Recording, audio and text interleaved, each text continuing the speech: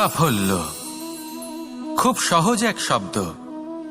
এটা হলো সেই সব শব্দের মধ্যে অন্যতম যা মানুষ একটু বুঝলেই ভাবেন সব বুঝে ফেলেছি।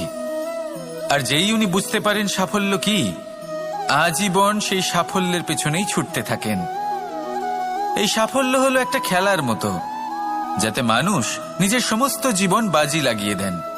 আর প্রত্যেক খেলার মতোই এরও কিছু নিয়ম রয়েছে।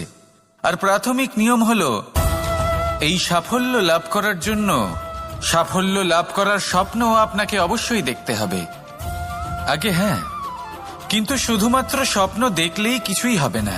স্বপ্ন দেখুন, তারপরে আপনার নিজের নিদ্রাকে ভঙ্গ করতে হবে, দিনরাত পরিশ্রম করতে হবে, দিনরাত চেষ্টা করতে হবে। তবেই এই সাফল্য আপনার কাছে আসবে আর আপনার পদানত হবে। তাহলে স্বপ্ন দেখুন আর পরিশ্রম করে তাকে সার্থক করুন। যদি এটা করেন তবেই সাফল্য সহজেই আপনার কাছে আসবে। আর তখন মন প্রসন্ন হয়ে বলবে, রাধা রাধা। সমস্যা, প্রত্যেকের জীবনেই সমস্যা আসা যাওয়া করে। আর প্রত্যেক মানুষ সমস্যা আসার পর তার সমাধান খুঁজতে উঠে পড়ে লাগেন। কিন্তু যখনই সমস্যার সমাধান হয়ে যায়, আমরা সুপ্রসন্ন হয়ে যাই এবং অসাবধানও হয়ে যাই। আমাদের মনে হয় যে আমরা সম্পূর্ণরূপে সমস্যার অন্ত করেছি, কিন্তু কোথাও না কোথাও একটা ছোট্ট বীজ রয়েই যায়।